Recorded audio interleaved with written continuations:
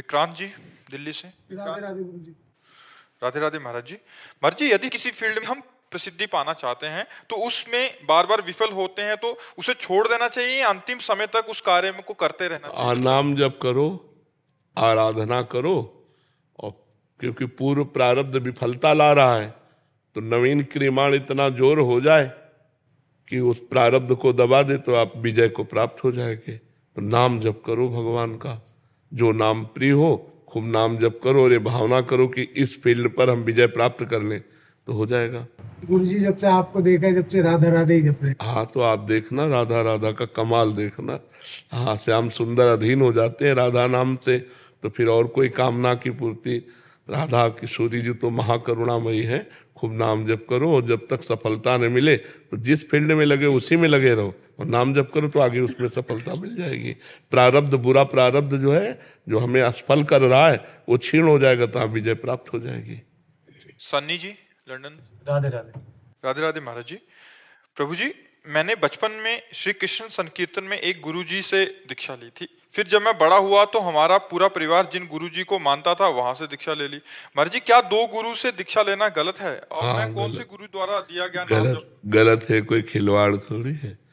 पर अब यह है कि बचपन में तो अबोध अवस्था होती है, पर जो दीक्षा लेनी चाहिए वो किसी की प्रेरणा के अनुसार नहीं लेनी चाहिए। जब अपना विवेक जागृत हो जाए और जिन संत भगवान पर ब्रह्म बुद्धि हो कि गुरु साक्षात पर ब्रह्म और अध्यात्म पे चलना, तब दीक्षा लेनी चाहिए। अब इनको दीक्षा ले ली, उनसे दीक्षा ले ली, उनसे दीक्षा ले ली, पता नहीं कि हमें जाना कहाँ है, करना क्या है, अब किसका भजन करें। मान लो 3-4 जगह दीक्षा ले ले तो कहाँ किसका भजन करें। गुरु एक, शिक्षा गुरु चाहे आप 50 बना लो, लेकिन दीक्षा गुरु एक होना चाहिए। शिक्षा के लिए भगवान दत्तात्रेय जी ने 24 गुरु बनाए, शिक्षा गुरु, लेकिन दीक्षा एक गुरु से होनी चाहिए। ये सब खिलवाड़ वाला, बच्चोपन वाला बात हो गई ना। तो अब कहाँ तुम्हारी श्रद्धा है? दोनों जगह है गुरु जी, एक कृष्ण भगवान के, एक हमारे गुरु जी के। तो एक जगह किशन भगवान के, दूसरी जगह कौन भगवान के? दूसरे गुरु जी को बोलते हैं, गुरु जी को मानो। अच्छा, तो किशन जी गुरु जी हैं, गुरु जी किशन जी हैं, ऐसा मान लो दोनों एक ही है। नाम जप अभी कौन सा करें? जो बचपन में लिया था वो वाला नाम जप करें कि ये वाला नाम जप करें? अब ये हमको क्यों अपराध करवाओगे कि हम कहे कि उनका न करके उनका करो। अब आप देख लो, इसीलिए ये दुविधा में दोनों गए, माया मिली न राम। तो ये बात ठीक नहीं, एक चयन करो। एक ही कर। किसको चयन किया? आपको चयन की। अब तीसरा आपने तो और कमाल कर दिया। जा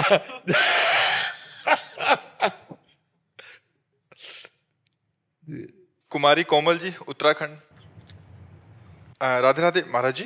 गुरुदेव, कई बार श्री जी के लिए भोग बनाते समय मन में अनेक प्रकार के व्यंजन आते हैं, जैसे खीर, हलवा, पूड़ी इत्यादि, परंतु समझ नहीं आता ये हमारी इच्छा है या श्री जी की पाने की। उसको भावना में लाओ कि हमारी श्री जी आज ये पाना चाहती। किसका प्रश्न? हमारी श्री जी आज ये पाना चाहती, इसलिए हमारे दिमाग में बात आई। और बनाओ अच्छे से, श्री जी को पवाओ, और फिर हो सके तो श्री जी के भक्त को पवाओ। और अगर स्वयं पाना हो तो थोड़ा किनका ले लो, फिर गौ और अन्य जीवों को बांट दो। अच्छे अच्छे पदार्थ स्वयं नहीं पाने चाहिए, उनको बांटना चाहिए। जो श्री जी को अच्छे अच्छे पदार्थ भोग लगावे तो उसको बांट कर पाना चाहिए, अकेले नहीं पाना चाहिए। स्वयं अगर स्वयं रोज हलवा पूड़ी पाओगे तो बीमार भी हो जाओगे। तो अच्छे अच्छे पदार्थ जो भावना में आए, अपने पास अर्थव्यवस्था है तो थोड़ा थोड़ा भोग बना के। नहीं तो हमें लगता है रोटी सब्जी दाल रख दो, थोड़ा मीठा रख दो, और इसके बाद भावना में पवाओ। भावना में अमुक हलवा बनाया, अमुक हलवा बनाया, अमुक रायता बनाया, अमुक कढ़ी बनाए, ये और विविध पदार्थ भावना में पवाए और भावना में पा लो प्रसाद, तो कोई परेशानी भी नहीं है। भावना सबसे ज्यादा श्रेष्ठ रहती है। पदार्थ हम कहाँ तक लाएंगे? पदार्थ भावना में। जैसे आज हमारा मन है कि श्री जी को हम 50 प्रकार के भोग बनावें, तो हमें जो जो याद है हम सब 50 प्रकार के भोग अपने दिमाग में तैयार किए, और सोने की थाली बड़ी सी है और अलग अलग कटोरियों में प्रिया प्रीतम विराजमान अपने हाथ से पवा रहे हैं, और सामने भोग लगा 2 रोटी दाल सब्जी, और हम 50 चीजें श्री जी को पवा रहे। तो भावना में पवा दिया करो, और जो प्रगट में हो सुविधा हो तो प्रगट में भोग लगा दिया करो, और भोग लगा के बांट दिया करो। क्योंकि स्वयं अच्छे अच्छे पदार्थ पाएंगे तो भजन नहीं बन पाएगा। स्वामी हरदास जी के लिए आता, उत्तम भोग लगाए मोर मरकट को सेवें। उत्तम भोग लगाते थे अच्छे अच्छे पदार्थों का, लेकिन वृंदावन के ब्रजवासी मोर मरकट ब्रजवासी जन इनको पवाते थे। करमवीर जी आगरा से। महाराज जी राधे राधे। गुरुदेव, क्या निकुंज में सभी को श्री जी का बराबर प्रेम मिलता है, या वहां भी जिसकी जो सेवा या भाव ज्यादा अच्छे से बराबर होता है? प्रेम में कमी नहीं, सबको श्री जी का बराबर दुलार मिलता, नहीं कोई जीवित ही ना रह पावे। अगर ऐसा लगे कि हमें श्री जी कम चाहते हैं तो कैसे जी पाएंगे? बराबर वैसे ही प्यार सबको, पर्सनल। श्री जी सबकी पर्सनल है। हाँ, श्री जी पर्सनल है, सबकी पर्सनल। मतलब जैसे को लगता है ना श्री जी केवल मेरी है, तो ऐसे अनुभव आएगा कि श्री जी केवल मेरी है। अब दूसरा पान पवा रहा है तो उस समय आप इतने तन्मय है कि वो पान आप ही पवा रहे हैं श्री जी को, हर सेवा आपके द्वारा हो रही। पर वो वहां पहुंचने पर पता चलेगा, क्योंकि ये सब चिदानंदमय बात है, प्राकृतिक शब्दों से उसका वर्णन किया ही नहीं जा सकता। जो सहचरी भाव के द्वारा प्रिया प्रीतम की सेवा है वो चिदानंदमयी सेवा है, और चिदानंद में द्वैत नहीं होता। प्रेम गलियति साकरिता में दोनों समाये, उसमें द्वैत नहीं होता, उसमें तदात्म होता है। जैसे गोपीजन कह रहे कान भय प्राण में, प्राण भय कान में, ही में न जान पर कान है कि प्राण है, वो बात हो जाती है। अक्षी जी। राधा वल्लभ श्री हरिवंश। श्री हरिवंश महाराज जी। गुरुदेव, आपके चरणों में कोटि कोटि प्रणाम। गुरुदेव, मेरे शरीर का भाई अपने कर्मों के फल से शारीरिक व मानसिक रूप से अस्वस्थ है, जिस कारण वो माता पिता से ऐसा व्यवहार कर देता है कभी कभी जब जो माता पिता के करने योग्य नहीं है। क्या उसको इसका फल भोगना पड़ेगा, क्योंकि वो तो अनजाने में करता है महाराज जी? हाँ, अब जैसे पागल आदमी तो उसको तो दंड नहीं मिलेगा, क्योंकि उसको तो दंड स्वतः मिल ही रहा है। उसकी बुद्धि अपवित्र है, अब अपवित्र पागल बुद्धि जैसे, इसीलिए कानून भी पागल के साथ बर्ताव। अगर साबित हो गया रिपोर्ट में कि पागल है तो उसे सजा देने के लिए उसमें मुरव्वत होती है कि आखिर विक्षिप्त है, पागल है, वो कुछ भी कर सकता है। तो पशुवत आचरण स्वाभाविक हो रहा है, वो कोई संकल्प करके थोड़ी कर रहा है, उसकी कोई निर्णय पूर्वक थोड़ी क्रिया है, वो तो एक स्वाभाविक क्रिया है। तो मुझे तो लगता है कि उसके द्वारा किया हुआ कर्म जो है वो विकर्म ही माना जाएगा, अकर्म में ही जाएगा, वो फल देने में समर्थ नहीं हो पाएगा। गुरुदेव, लेकिन ना उसे पश्चाताप भी होता है कि अगर मैं ये क्रिया कर देता हूँ तो उसे, मान लो पागल अवस्था उन्माद अवस्था में कर गया, बुद्धि शांत हुई तो पश्चाताप हो रहा है, लेकिन वो रहेगा उन्माद वाली बात ही में। जैसे उन्माद में किसी कुछ हो गया पागलपन में, तो बाद में उसको पश्चाताप हो रहा है, तो बाद में अगर बुद्धि काम कर रही तो पश्चाताप हो रहा है ना, इसलिए उसको दंड नहीं मिलेगा। गरिमा जी। राधे राधे। राधे राधे महाराज जी। महाराज जी, मुझसे बहुत बड़ा पाप हो गया है। गुरु मंत्र मिलने पर भी उसे ना जपा। संसार में बड़ा मन लगता था, जब से माता पिता गुजरे तब से मन उचाट हो गया। आपका सत्संग सुनने से उत्साह हुआ कि मुझे नाम जप करना जरूरी था। अभी महाराज जी अब जितनी श्वासें बची हैं उतना जप लो, जितना जीवन बचा है अब सुधार लो। अब लो नसानी अब ना नशे हो। जितना समय बचा है ये भगवत प्राप्ति कराने में समर्थ है। खड़वांग जी को जब पता चला कि 2 घड़ी 48 मिनट, तो उन्होंने 2 घड़ी में परमात्मा प्राप्ति कर ली। 48 मिनट में अपने इंद्रियों को समाहित करके भगवान में लगा के भगवान की प्राप्ति कर ली। तो हमारा जितना भी सेकंड बचा है, हर सेकंड राधा राधा राधा, तो हमें निश्चित भगवत प्राप्ति हो जाएगी। मीनाक्षी जी मैनपुरी से। राधे राधे। राधे राधे महाराज जी, आपके चरणों में कोटि कोटि प्रणाम। महाराज जी, गोस्वामी तुलसीदास जी ने प्रभु को प्राप्त करने के लिए 2 मार्ग बताए हैं, एक ज्ञान मार्ग, एक भक्ति मार्ग। महाराज जी, ज्ञान मार्ग थोड़ा सा कठिन नजर आता है, इसलिए भक्ति मार्ग को बहुत उत्तम बताया गया, परंतु भक्ति भी कई प्रकार की बताई गई है। जैसे हनुमान जी ने प्रभु राम जी से अनपायनी भक्ति की मांग की, सनकादिक ऋषियों ने प्रभु से प्रेमा भक्ति की मांग की, गोस्वामी जी ने स्वयं अविरल भक्ति विशुद्ध भक्ति की याचना की। एक ही की पर्यायवाची शब्द है, प्रेम लक्षणा भक्ति के ही पर्यायवाची। अनपायनी, भगवान के चरणों के सिवा अन्य कोई आशा भरोसा न हो। अविरल, निरंतर भगवान में चिंतन वृत्ति चली जाए। प्रेम लक्षणा, भगवान से प्रीति हो जाए। ये एक ही बात, निरंतर भगवान का स्मरण रखना, अन्य भावों का त्याग होकर, अन्य इच्छाओं का त्याग करके एकमात्र भगवान में ही अपनी आस्था भाव विचार जितना चिंतन वो सब, और भगवान से ही प्रेम करना, एक ही बात है, वो अलग अलग है। जैसे शरणागति के कहीं है आत्मसमर्पण, कहीं है प्रपत्ति, कहीं उसे शरणागति, तो बात एक ही है, उसको शब्दावली के द्वारा अलग अलग कहा गया है। और भक्ति सरल नहीं है अगर किसी को लगता हो, भक्ति भी बहुत कठिन है। निरंतर संसार के चिंतन को काटते हुए भगवान का चिंतन करना भक्ति है। देवर्षि नारद जी कह रहे हैं, तदर्पिता अखिलाचारिता तद्विस्मरणेन परम व्याकुलतेति, समस्त आचरण कृष्णार्पित हो, श्री कृष्ण के अनुकूल हो, प्रतिकूलस्य विसर्जनम, प्रतिकूल एक भी आचरण न हो। कितना कठिन है, सब आचरण भगवान श्री कृष्ण के अनुकूल हो। तो भगवान के अनुकूल क्या होगा? गीता जी है, भागवत है, इनमें बताया गया है कि आप ऐसे चलो, ऐसे चलो, ये करो, ये ना करो। तो जो शास्त्र कह रहा करो वो श्री कृष्ण अनुकूलेन, जो कह रहा ना करो वो प्रतिकूलस्य तो विसर्जनम, प्रतिकूलता का त्याग और भगवान के अनुकूल आचरण करना। भगवान के अनुकूल, अपने मन के अनुकूल नहीं, अपनी वासनाओं के अनुकूल नहीं, श्री कृष्ण अनुकूलेन, प्रतिकूलस्य विसर्जनम, प्रभु के प्रतिकूल आचरण है। प्रभु का तस्मात् शास्त्रम प्रमाणम ते कार्याकार्यो व्यवस्थितो, क्या करना चाहिए क्या नहीं करना चाहिए ये शास्त्र आज्ञा करता है। तो शास्त्र आज्ञा के अनुसार किए हुए कर्म को भगवान श्री कृष्ण के चरणों में अर्पित करता हुआ तद विस्मरणेन परम व्याकुलतेति, एक क्षण के लिए भी वो विस्मरण बर्दाश्त नहीं करता, इतना भगवत स्मरण परायण है। अन्य कामना शून्य, अन्याभिलाषिता शून्य, कोई भी अन्य अभिलाषा ना हो, केवल श्री कृष्ण मिलन की, श्री कृष्ण प्रेम की अभिलाषा हो, बस इसी का नाम प्रेम लक्षणा भक्ति है। कोई भी आचरण प्रभु के प्रतिकूल न हो, एक भी वृत्ति श्री कृष्ण से विमुख न हो, कोई अन्य चाह न हो, अन्य आशा भरोसा न हो, इसी का नाम भगवान की निरपेक्ष भक्ति है, अनपायनी भक्ति है। शरणागति हुई कि इस भक्ति के लक्षण आने लगेंगे।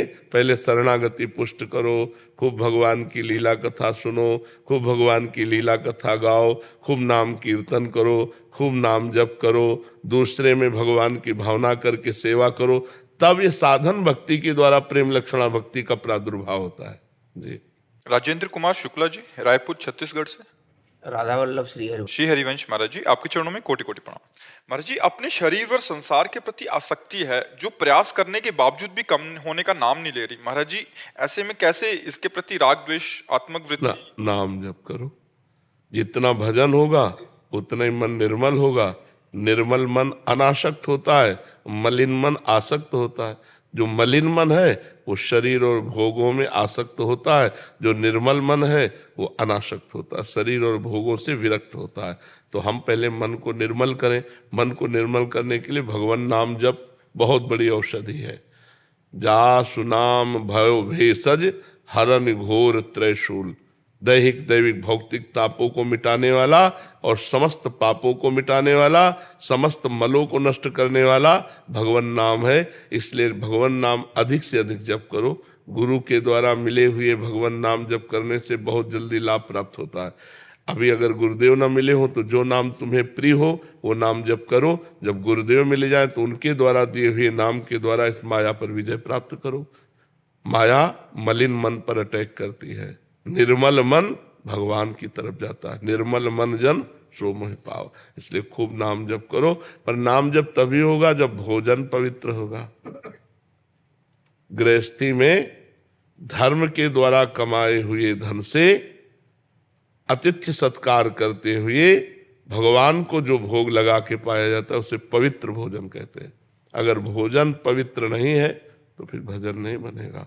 और भोजन के साथ भक्त संग, भजन न होई संग बिनु, भजन बिना नहीं प्रेम, छिन्हू भजन न छाड़िए, धरिए या ध्रुव नेम। भजन बिना भजनानंदी भक्तों के दर्शन संभाषण से नहीं होता। अगर भक्तों का दर्शन संभाषण ना हो तो भजन नहीं होने वाला। भजन तभी होता है जब भगवत प्रेमी महात्माओं का संग हो। तो महात्माओं का संग और पवित्र भगवत अर्पित भोजन और पवित्र आचरण और खूब नाम जप करो, अभी देखो सब ठीक हो जाएगा। अभी हमारी जहाँ ममता लगनी चाहिए वहाँ ममता पहुँच जाएगी, जहाँ हटनी चाहिए वहाँ अपने आप हट जाएगी। भजन किए बिना बुद्धि से नहीं होता है। बुद्धि से गणित लगाते रहो, माया अपना काम करेगी, आपको परास्त कर देगी। तो नाम जप करो, खूब नाम जप। मृदुल जी। राधे राधे राधे राधे महाराज जी, आपके चरणों में कोटि कोटि प्रणाम। महाराज जी, ईश्वर एक है जो हमारे और सबके हृदय में बैठा हुआ है, तो महाराज जी हम सब क्यों एक दूसरे को निंदा करते हैं, एक दूसरे। आप देखा आपने ईश्वर को जो आपके हृदय में बैठा है? इसीलिए ईर्ष्या द्वेष करते हैं कि हम केवल ज्ञान की बातें कर लेते हैं, अनुभव बिल्कुल नहीं है। अगर अनुभव हो जाए कि सबके हृदय में ईश्वर है, तो फिर इन निंदा, स्तुति, अपमान, मान, ये सब बातें चली जाए। ईश्वर सम है, फिर समता आ जाए। विद्या विनय संपन्ने ब्राह्मणे गविहस्तनी स्वनीचय सुपाकेचा पंडिता समदर्शिना। वो समदर्शी महात्मा विद्या विनय संपन्न ब्राह्मण में, गाय में, हाथी में, कुत्ते में, चांडाल में एक ही जो परमात्मा को देखता है, वो राग द्वेष रहित होता है। राग द्वेष कब होता है? जब हम मनुष्य देखते हैं, परमात्मा तो देखते नहीं। आपने जो कहा सबके हृदय में एक ही परमात्मा बैठा है, ऐसा आपको अनुभव हुआ? नहीं हुआ। ऐसा लोग कहते हैं, सुनते हैं, अनुभव नहीं करते। जो अनुभव कर लेता है वो समदर्शी महात्मा हो जाता है। एक थप्पड़ मारे, इधर चंदन लगावे, दोनों के प्रति समान भाव होगा। तनिक भी उसे आवेश नहीं आएगा, क्रोध नहीं आएगा। जैसे अपनी दांतों से ही जबान कट जाए तो किस पर क्रोध करे, अपने हाथ से अपने चोट लग जाए तो किस पर क्रोध करे। ऐसे एक ही ईश्वर जो हमारे हृदय में बैठा, सबके हृदय में बैठा है, अगर उससे द्वारा हमारे हृदय में पीड़ा पहुंची तो दूसरा थोड़ी, हो तो अपनी आत्मा ही है। पर यह ज्ञान है कहाँ? ये केवल बातों से थोड़ी होगा, ये जब अनुभव होगा साधना करके, तब वो स्थिति आएगी। तभी तो महात्मा समदर्शी होते हैं। तो महात्मा बनना खिलवाड़ थोड़ी है। पहले हम संसार के भोगों को त्यागें, संसार के राग को त्यागें, शरीर के अभिमान को त्यागें और खूब भजन करें, तब जाकर के हमारा अध्यात्म मार्ग खुलेगा। अध्यात्म मार्ग खुल गया तो ये स्थिति आ जाएगी। नहीं तो राग द्वेष पूर्वक तो पूरा चराचर जगत जी रहा है, पशु पक्षी भी इसी में जी रहे हैं। नहीं, हाँ, तो इस बात का अनुभव ना होने के कारण ये राग द्वेष रहता है। जिस दिन अनुभव हो जाएगा उस दिन राग द्वेष का नाश हो जाएगा। समझ पाए आप? महाराज जी, मेरा कहना यह था कि जैसे हमें सिखाया जाता है कि अपने सभी का सम्मान करें, तो इसका मेरा जो कहने का अर्थ था वो ये कि अगर मैं अपने पिताजी का सम्मान करता हूँ तो ये ठीक है, लेकिन मैं किसी दूसरे के पिताजी का अनादर करूँ, वो चीज़ गलत है। अन्य धर्म के लोग हमें गलत बोलते हैं, हम लोग उनको गलत बोल रहे हैं, सोशल मीडिया पे ये सब चीज़ें। अब हमारी अभी बात समझ नहीं पाए तुम। जो तुम कह रहे हो ये राग द्वेष तो है ना। सर्व राग द्वेष का नाश हो जाएगा जब समदर्शी परमात्मा को सब जगह देखोगे। अपने पिता और दूसरे पिता में भगवान एक ही तो है ना। अपने भाई और दूसरे भाई में भगवान एक ही है ना। अपने देशवासी और दूसरे देशवासी में भगवान एक ही ना। वो विश्वदर्शी महात्मा हो जाता है। विश्वात्मा भगवान सर्वत्र विराजमान है, तभी वो राग द्वेष से रहित होगा। नहीं तो ये तो ममता का लक्षण है, मोह का लक्षण है कि अपने पिता का आदर किया और दूसरे वृद्ध का अनादर किया। अपने परिवार से राग है और पड़ोसी के परिवार से द्वेष है। यही तो ममता मोह है, यही तो अज्ञान है, यही तो अविद्या है। और आप जो बात कर रहे हो वो ज्ञान की बात कर रहे हो कि एक ही परमात्मा सर्वत्र विराजमान है। और ऐसा होते हुए भी ऐसा क्यों होता है? क्योंकि सबको अनुभव नहीं होता है। क्योंकि सब वाणी से बोल सकते हैं, केवल दूसरे को सुना सकते हैं, लेकिन हृदय में अनुभव नहीं। तो हृदय में अनुभव न होने के कारण वो ज्ञान की बात करते हुए भी अज्ञान की चेष्टा करेगा, अज्ञान की क्रियाएं करेगा। तो आपको लगेगा ऐसा क्यों हो रहा है? क्योंकि वो अज्ञानी है, इसलिए हो रहा है। समझ पा रहे आप? चिदम्बर फंडिस जी। राधे राधे राधे राधे महाराज जी, दंडवत प्रणाम। महाराज जी, संसार और ग्रस्त निभाते हुए आध्यात्मिक लक्ष्य को जल्दी कैसे पाया जा सकता है महाराज जी? शास्त्र सम्मत गृहस्थ धर्म में आचरण किए जाए। तस्मात् शास्त्रम प्रमाणम ते कार्याकार्यो व्यवस्थित हो। तो मनमानी आचरणों का त्याग हो, पहले शास्त्र सम्मत आचरण हो और धर्म के द्वारा अर्थ की व्यवस्था संभाली जाए। हमारे यहाँ 4 पुरुषार्थ हैं। पहले है धर्म, फिर है अर्थ, फिर काम, फिर मोक्ष। मतलब धर्म के द्वारा अर्थ व्यवस्था से अपनी कामनाओं की पूर्ति की जाए तो मोक्ष पदवी की तरफ बढ़ने का चांस है। अगर धर्म को हटा दिया जाए और केवल कामना पूर्ति के लिए मनमानी आचरणों के द्वारा धन कमाया जाए तो मोक्ष हट जाएगा, अपने आप हट जाएगा, फिर उसे दुर्गति को प्राप्त होना पड़ेगा। तो धर्माचरण करते हुए पवित्र धन के द्वारा अपने परिवार का पोषण करें और परिवार को भगवान की सेवा समझे। नाथ सकल संपदा तुम्हारी, मैं सेवक समेत सुत नारी। अपने परिवार को भगवद अर्पित भावना से और खूब नाम जप करे, जितना समय मिल जाए, इसी से उसे कलयुग में भगवत प्राप्ति हो जाएगी। अगर वो नाम जप नहीं करता है तो भी वो धर्मात्मा पुरुष उत्तम लोगों को प्राप्त होगा, लेकिन भगवत प्राप्ति की बात नहीं कह सकते। और नाम जप कर रहा है तो निश्चित भगवत प्राप्ति हो जाएगी, क्योंकि कलो नास्तेव नास्तेव नास्तेव गति अन्यथा। भगवान नाम के बिना अन्य कोई साधन अब समर्थ नहीं है जो भगवत प्राप्ति करा सके। भगवान का नाम तो पुत्र के बहाने से अजामिल ने नारायण बुला दिया तो भगवत प्राप्ति हो गई। अगर हम नारायण को जानबूझकर नारायण नारायण जपेंगे तो हमें भगवत प्राप्ति क्यों नहीं हो जाएगी। जी राधे राधे महाराज जी। महाराज जी, आपको पहले कहते सुना था कि भोगों से आसक्ति हटाने के लिए नाम जप करो और भगवान को अर्पित करके खाना खाओ। महाराज जी, मेरी भोगों में आसक्ति इतनी बढ़ चुकी है कि ये शरीर अब बर्बाद होने की कगार पे। दिमाग को पता है कि ये बुरा है, फिर भी हो रहा है। गुरुदेव, मैं आलस्य से भर चुकी हूँ। हालात ये हो चुके हैं कि मैं पेट ये कह रहे हैं कि अब भूख ना लगे, इसके लिए कुछ करना चाहती हूँ और आपके बताए दिनचर्या का पालन कर सकूं। खाना शुरू करने से पहले नाम लेती हूँ और खाना शुरू करते लेकिन कभी कभी भूल जाती हूँ, फिर अपना आलस और खाने पे। दूसरी बात, आपका प्रश्न है, आपका शरीर ही आपको दुख देने के योग्य हो चुका है। अब इतना शरीर बैठने में, उठने में, चलने में, दिनचर्या में, ये आलस से प्रभावित तो करे। कोई आप शरीर हो क्या, आप इतना शरीर को बढ़ा लिए? आपके क्या वो है क्या, हाँ वो क्या वो है क्या? हाँ, तो फिर आप उस रोग की औषधि कीजिए। उसकी औषधि, इतना भारी शरीर, उठना बैठना चलना फिरना कार्य करने में बड़ी परेशानी होती है, तो आप उसकी औषधि लीजिए। ले रहे प्रभु जी, मैं आयरलैंड में जा रहे थे। कह रहे कि ले रहे हैं, बट कह रहे हैं कि जब खाना शुरू करते हैं फिर थोड़ा सा जहाँ खाना बनता है वहाँ पे मांस आदि बनता है तो भगवान को अर्पित करके खाने को। भाई, इस विषय में तो हम ज्यादा नहीं बोल सकते। जहाँ मांस आदि बनता है उस रसोई का तो स्पर्श भी हमारे दिमाग से तो नहीं होना चाहिए। खान पान तो बहुत बड़ी बात है। नहीं, बर्तन अलग करिए। बर्तन अलग कर लिए, बट कह रहे हैं कि खाने की आसक्ति है, उसको कैसे कम करें? ये तो भाई मुख्य भाव ये है कि हम थाल में पहले रखें कि 8 रोटी पा सकते हैं तो हम 4 पाएंगे। 4 रोटी, 1 चम्मच से सब्जी डाल ली, थोड़ी दाल डाल ली, बस भगवान को भोग लगाया, दोबारा लेना नहीं। नियम बनाना पड़ेगा। नियम बनाना पड़ेगा, तभी ये शरीर। फिर बार बार भूख लगेगी तो उसको सहो ना, राधा राधा राधा जपो। अपने लोग तो 5-5 दिन 6-6 दिन भोजन नहीं मिलता था गंगा किनारे जब भ्रमण में थे, तो उसको सहा जाता है। सहने से अभी सब ठीक हो जाएगा। ये सब पाप के लक्षण होते हैं, जितने रोग होते हैं। फिर अगर उधर 4-5 जने रहते हैं, ये अपने बात बर्तन तो अलग कर लिए हैं, बट कह रहे हैं कि वही रसोई में बनाते हैं तो भोग लगा सकते हैं। हाँ, अपने बर्तनों के द्वारा रसोई को पवित्र कर लिया और अपने बर्तनों में बना के ठाकुर जी को अर्पित करो। पर पहले निकाल के रख लो कि हम, जैसे पता है हमको 10 रोटी चाहिए तो 5 रोटी रख लो और वही भोग लगा के फिर पाओ। और 2 बार पाओ भोजन और 1 बार बाल भोग थोड़ा ले लो।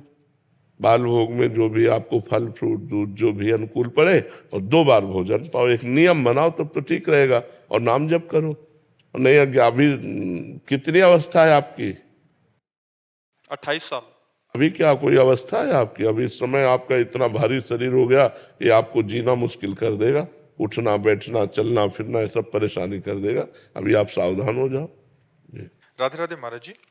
महाराज जी, मुझ में आत्मविश्वास की कमी है। महाराज जी, अगर मुझे कोई एक बात सुनाता है तो मैं उसे 4 बात सुना देती हूँ और बहुत सोचती हूँ, फिर मन अशांत हो जाता है। फिर महाराज जी, बहुत जिद्दी स्वभाव की हो गई हूँ कि मन इधर उधर विचलित करता ये रहता। जितने भी हमारे अंदर मलिनताएं हैं वो भगवान से विमुख होने के कारण हैं।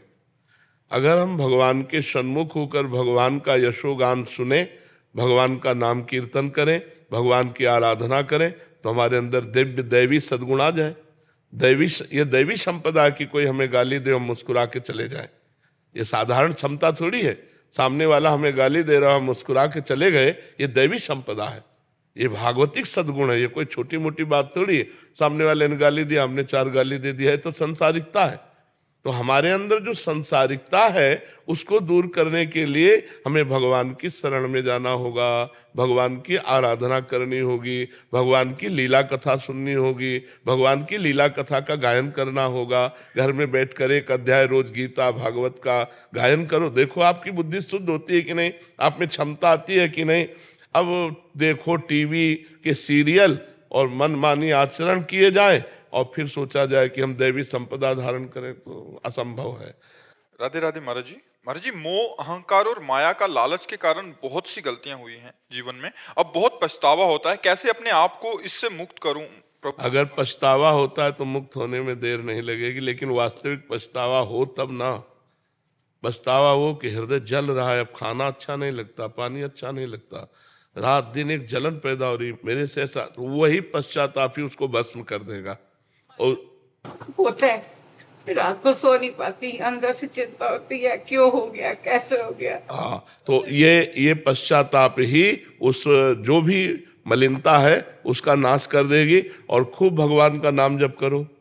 नाम जप करते हो, अधिक से अधिक भगवान का नाम जप करो।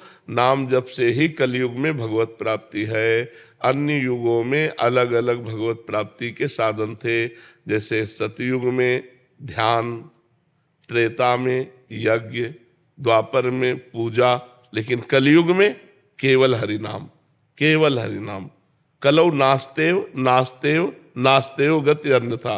भगवान श्री कृष्ण द्वैपायन व्यास देव जी महाराज 3 बार कहते हैं कि बिना हरि नाम के किसी का भी कल्याण नहीं हो सकता, नहीं हो सकता, नहीं हो सकता। हरेर नाम हरेर नाम हरेर नाम एव केवलम कलौ नास्तेव नास्तेव नास्तेव गति अन्यथा। हर प्रश्न का उत्तर नाम जप है। नाम जप करो, आप देख लो हर प्रश्न का उत्तर समाधान आपको मिल जाएगा। हर बात का समाधान, हर संकट का समाधान, हर चीज जो चाहिए वो सब नाम कल्पतरु। जप के तो देखो। अब नाम न जप करो, भगवत विमुख होकर गंदे आचरण करो, चाहो सुख तो कैसे प्राप्त हो सकता है? सुख सिंधु भगवान से विमुख होकर किसी को सुख मिला है? इस मलिन माया के भोगों में कहीं सुख है? जितने भोगे सब हाथ मलते रह गए और यहाँ से चले गए। मनुष्य जीवन का जो परम लाभ है वो है परोपकार करो और नाम जप करो। अगर 4 रोटी भगवान ने दिया है तो 1 रोटी अपनी 4 में से निकालो, पशु पक्षियों को बांट दो, भक्त को पवा दो, किसी गाय को दे दो, किसी वैष्णव को दे दो और अपना पेट पालो। 3 रोटी से पूरे परिवार का ऐसे चला जाता है गृहस्थी में। अगर हमारे पास 4 रोटी हैं तो 3 में पूरा परिवार पाते हैं, 1 रोटी दूसरे को देते हैं और खूब नाम जप करते हैं, देखो आनंद आ जाए। लेकिन आज का मानो दूसरे की चारों अपहरण करके स्वयं सुखी होना चाहता है, उसको भूखा रखना चाहता है। दूसरे को छीन झपट करके, बेईमानी करके, घूसखोरी करके वो सुखी होना चाहता है। कैसे हो सकता है? अधर्मी कभी सुखी नहीं हो सकता और धार्मिक सदैव सुख को प्राप्त होगा। वर्तमान में दुख ही देख करके उसको ये सोचो कि ये धर्म करता है, दुख भोगता है, तो धर्म का परिणाम दुख है क्या? नहीं, ये वर्तमान का नहीं, ये पूर्व का किया हुआ कर्म है। वर्तमान का जो धर्म है उसे जय और सुख को प्राप्त कराए। महाराज जी 1.5 साल से मैं वहाँ सुन रही थी और आपके दर्शन और प्यार खींच के ले आया। अब मेरी गलतियां माफ कर दो, मेरे को बख्श दो। मैं खूब नाम जप करो, खूब नाम जप करो। सुवीना गुप्ता जी यूएसए से। राधे राधे महाराज जी। महाराज जी, भगवत मार्ग में आगे बढ़ते हुए साधक के जीवन में क्या संकेत अथवा पड़ाव आते हैं? जीव का अंतःकरण 3 गुणों से प्रभावित रहता है, सतोगुण, रजोगुण, तमोगुण। कोई सतोगुण प्रधान होता है, सबका एक जैसा नहीं होता। कोई सतोगुण प्रधान होता है, कोई रजोगुण प्रधान होता है, कोई तमोगुण प्रधान होता है। वैसे ही उसके भाव जागृत होते हैं, वैसे ही उसकी भक्ति होती है, वैसे ही उसका लक्ष्य दृढ़ होता है। लेकिन तीनों गुणों से जब पार हो जाया जाता है, त्रिगुणातीत, तब सबकी समान स्थिति आने लगती है। उसमें कोई भी चाह न रह जाना, किसी भी भोग की, किसी भी पद की, किसी भी लोक परलोक के सुख की कोई चाह न रहे। एकदम शांत, एकदम ऐसी तृप्ति कि जैसे केवट से भगवान कह रहे हैं कि अब ये अंगूठी ले लो सिया जी की, तो कह रहा अब कछुनाथ न चाहिए मोरे, दीन दयाल अनुग्रह तोरे। प्रभु आज जो चरण पखारने को मिला उसमें जो मुझे सुख मिला, बहुत काल में कीन मंजूरी, बहुत जन्म जन्मांतर सब कर्म किए, आज मैं पूरा हो गया हूं, आज दीन सब विधि भल पूरी, अब कछुनाथ न चाहिए मोरे, दीन दयाल अनुग्रह तोरे। जब भक्ति का त्रिगुणातीत आनंद मिलता है तो उपासक के हृदय से एक बात निकलती है, अब कुछ नहीं चाहिए, अब कुछ नहीं चाहिए। जब तक कुछ चाहिए तब तक अभी साधक को भगवदानंद नहीं मिला है। और जब जाहि न चाही कबहु कछु, जाहि न चाही कबहु कछु, तुम सन सहज सने, बसोह निरंतर तासुर शोरावर निज के। पहले, सबसे पहले चाह पर आक्रमण होता है। चाह मिटी, चिंता मिटी, मनुआ बेपरवाह, जिनको कछु न चाहिए वे साहन के साह महात्मा है, वही साधक है। तो हम गुण के अंतर्गत की बात नहीं बोले। गुण के अंतर्गत में बताया कि अंतःकरण 3 गुणों से प्रभावित होता है। कोई सात्विक प्रवृत्ति वाला होता है, कोई राजसिक प्रवृत्ति वाला होता है, कोई तमोगुणी प्रवृत्ति वाला होता है। उसकी प्रधानता में बहुत भेद है, भक्ति के बहुत भेद है। लेकिन गुणातीत जब होगा साधक भजन प्रभाव से, तब सबकी एक जैसी स्थिति आने लगेगी। फिर गुणों के भेद से स्थितियां बदलती हैं। गुणातीत स्थिति में भगवान का जो अंश है अविनाशी, वो तो निर्विकार है, वो विकार को पकड़ लिए था। अब भक्ति के रंग से विकार मुक्त हुआ तो निर्विकारता उसके अंदर आ जाती, मतलब चाह मिटना शुरू हो जाता है। सकल कामना हीन जे राम भगति रसलीन, जो कामना रहित हो चुके हैं वही भक्ति में लीन होते हैं। तो गुणातीत भक्ति, गुणातीत स्थिति, गुणातीत भगवान का चिंतन ऐसे आनंद का सृजन हृदय में करता है कि उसका हृदय शांत हो जाता है। सबसे पहला भाव है शांत भाव।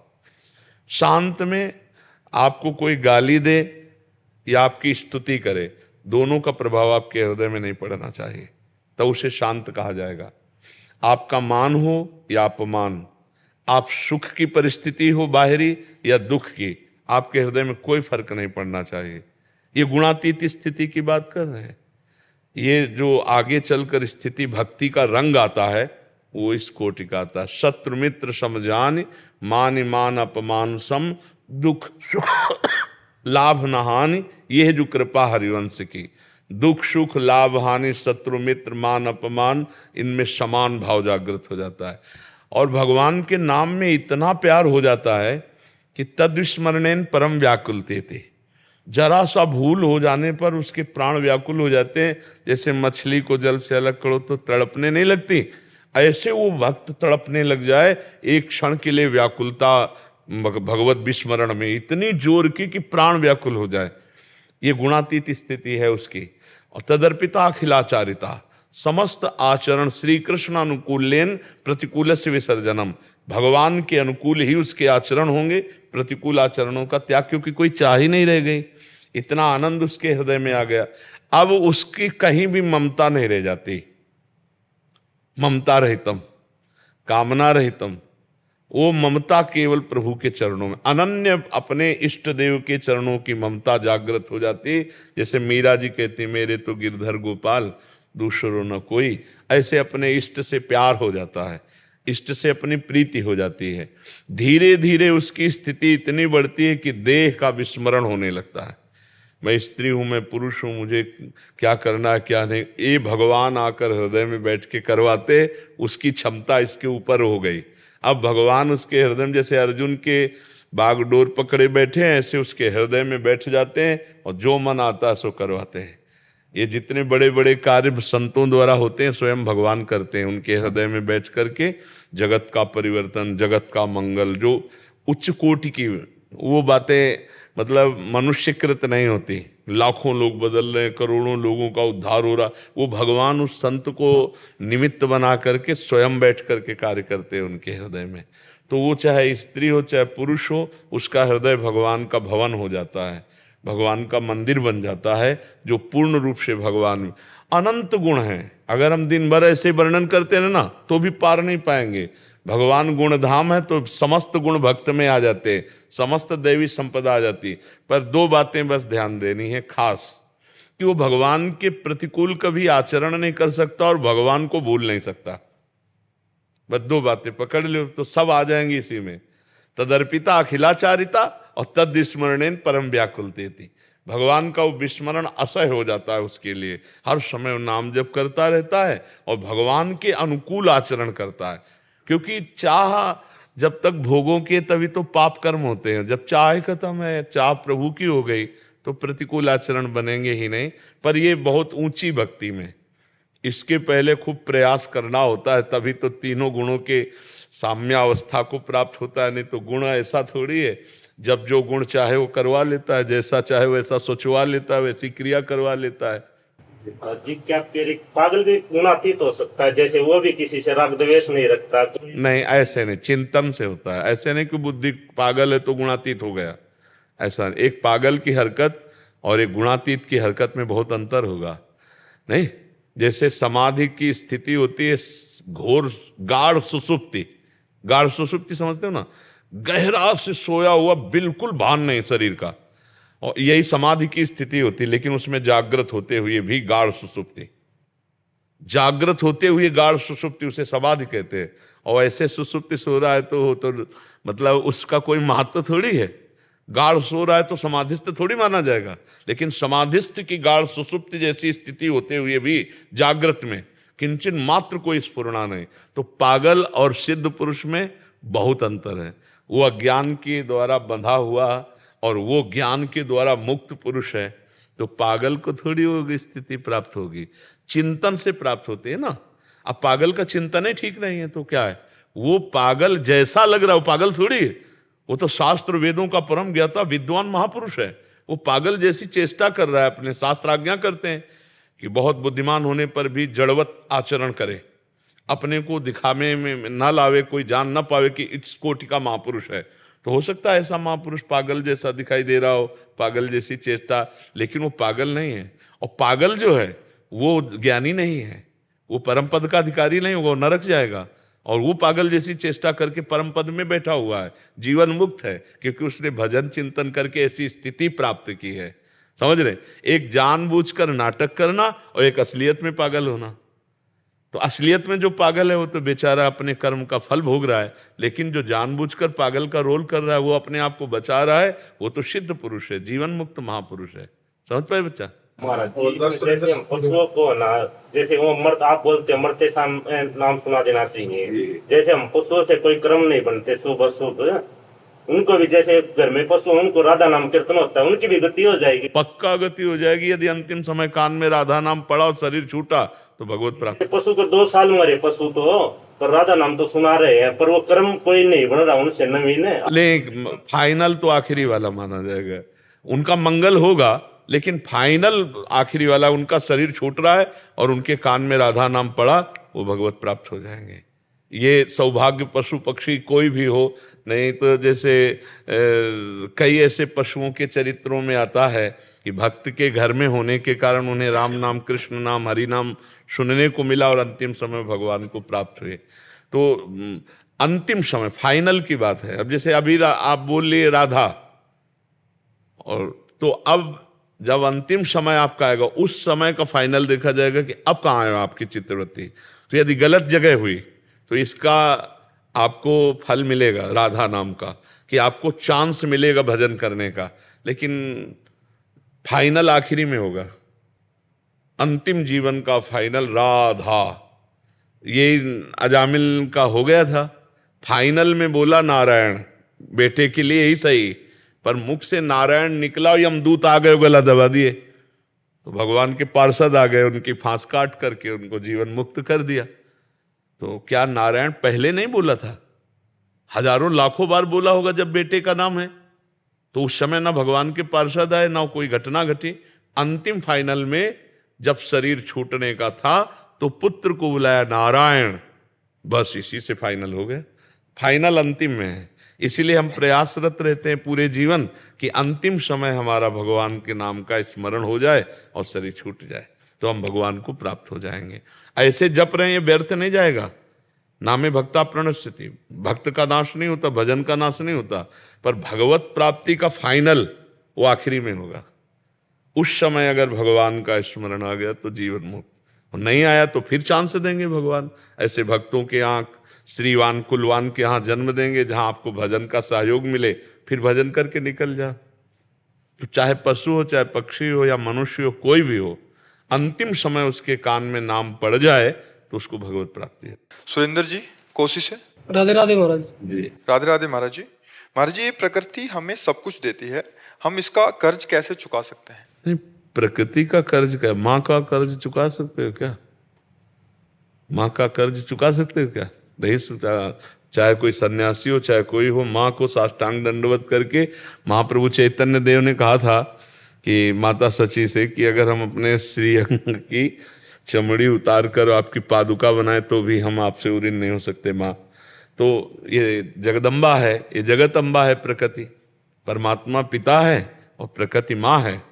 हम इससे उऋण तभी हो सकते हैं जब हम परमात्मा प्राप्त हो जाएं, तो हम प्रकृति से मुक्त हो जाएंगे। मना कष्टान इंद्रियाण, जो प्रकृति स्थान कर सती वो परमात्मा स्थान आ जाए तो हमारा सब काम, सब ऋणों से मुक्त हो जाएंगे। मातृण, पितृण, देव ऋण, ऋषि ऋण, सब ऋणों से मुक्त हो जाए यदि भगवत प्राप्ति हो जाए। और भगवत प्राप्ति नहीं हुई तो फिर पुनरपि जननम पुनरपि मरणम, इसी की गोद में बार बार जन्मना मरना, सुअर कुत्ता जो भी बनाए बनना पड़ेगा, जन्मना पड़ेगा। प्रकृति के बंधन से मुक्त होना है, प्रकृति के ऋण से मुक्त होना है तो परमात्मा की प्राप्ति अनिवार्य है। भगवत प्राप्ति के बिना इससे मुक्त नहीं हुआ जा सकता। भगवान श्री कृष्णचंद्र जी ने एकादशी स्कंद में भागवत में कहा है कि जो मेरा भजन करके मेरे को प्राप्त कर लेते हैं वो समस्त ऋणों से मुक्त हो जाते हैं। तो समस्त ऋणों में ये भी प्रकृति भी आ गई, यही है ना प्रकृति। अब आप देखो, जब हम अलग करके देखेंगे तो फिर समझ में आना कठिन हो जाएगा। आप प्रकृति को ऐसे देखते हैं ना? नहीं, ऐसे देखो, ये भी तो प्रकृति है। पांच भौतिक ये प्रकृति है, ये हम थोड़ी है, हमारा स्वरूप थोड़ी है। ये तो प्रकृति का रचा हुआ स्वरूप है। जो हमारा स्वरूप है वो परमात्मा स्वरूप है, भगवद अंश है। तो उसको तो देखा नहीं। देखो, बड़े आश्चर्य की बात है, 30, 35, 40 के हो गए लेकिन एक मिनट भी अपने आप को नहीं देखा। देखा कभी? एक आपसे कहा जाए देखा, बोले हाँ देखे, ये आपका स्वरूप नहीं है, ये प्रकृति के द्वारा रचा हुआ है। ये भी तो प्रकृति का रचा हुआ है। अंतःकरण वो भी प्रकृति का है, स्वभाव वो भी प्रकृति का है। तीनों गुणों से 3 शरीर बने हुए हैं, स्थूल, सूक्ष्म और कारण। जो इन तीनों शरीरों का लाग त्याग करके परमात्मा में स्थित होता है वो जीवन मुक्त होता है ज्ञान मार्ग में। और जो तीनों शरीरों को भगवान के चरणों में समर्पित करके निरंतर भजन करते हुए, अश्रु प्रवाह करते हुए, रुदन करते हुए भगवान को पुकारता रहता है, वो भक्ति के द्वारा भगवान को प्राप्त कर लेता है। 2 ही मार्ग पुष्ट मार्ग हैं, एक ज्ञान और एक भक्ति। कर्मयुग तो दोनों तरफ हो सकता है, ज्ञान का भी उसमें और भक्ति का भी उसमें, लेकिन स्वतंत्र भगवत प्राप्ति के जो मार्ग हैं वो जैसे भक्ति है ऐसे ज्ञान योग है। बिना ज्ञान के माया से तरना कठिन है और बिना भगवान के प्रेम के शुद्ध ज्ञान होना कठिन है। इसलिए उत्तम जब हम आते हैं तो भक्ति आती है, उसी के पुत्र हैं ज्ञान वैराग्य। तो नाम जप करो, भगवान के आश्रित रहो, भगवान की कृपा मनाओ, वही हमें प्रकृति से मुक्त कर देंगे। प्रकृति का उपकार नहीं है, प्रकृति में हम फंसे हुए हैं, हमें छूटना है प्रकृति से। प्रकृति का उपकार नहीं है। क्या उपकार है प्रकृति का? प्रकृति हमें जल दे रही है, वायु दे नहीं, तो प्रकृति का ही पोषण कर रही। हमें थोड़ी जल चाहिए, हमारा जो स्वरूप है उसे कभी पानी थोड़ी चाहिए। नैनम छिंदंत शस्त्राणि नैनम दहति पावका न चैनम क्लेदयन्त्यापो न शोष्यति मारुता। जल उसे भिंगाया नहीं सकता, आग उसे जला नहीं सकती, अस्त्र उसे छेद नहीं सकता, जो हमारा स्वरूप है। अब ये प्रकृति से रचा हुआ शरीर है, इसको जरूरत है क्षितिजल पावक गगन समीरा, तो इसको वही वायु की जरूरत है। किसको? प्रकृति को। मेरे को थोड़ी जरूरत है। बोले मैं वायु नहीं लूंगा तो मर जाऊंगा, नहीं, मैं अविनाशी हूं। अभी यही तो ज्ञान नहीं जाना, यही तो सत्संग नहीं किया ना। मेरा स्वरूप अविनाशी है, मैं वायु से जीवित नहीं हूं। वायु से जीवित प्राण है इस शरीर के, प्रकृति जनित। प्रकृति से ही प्रकृति का, परमात्मा अंश प्रकृति से पोषण नहीं होता उसका। समझ पा रहे हो आप? शायद समझ पाओ, क्योंकि अध्यात्म थोड़ा गूढ़ है। तो जब हम आते हैं, जब प्रकृति शब्द देखते तो इधर देखते हैं, ये प्रकृति है। नहीं, इधर लौट के देखो, ये प्रकृति है, ये प्रकृति है।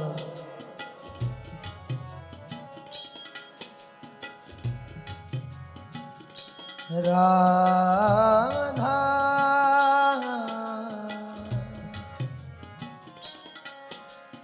राधा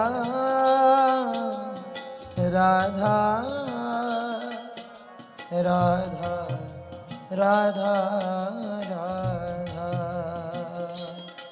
राधा राधा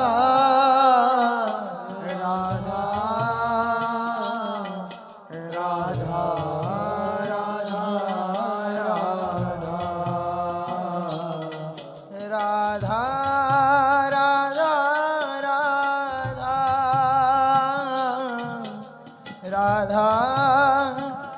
राधा राधा राधा राधा राधा राधा राधा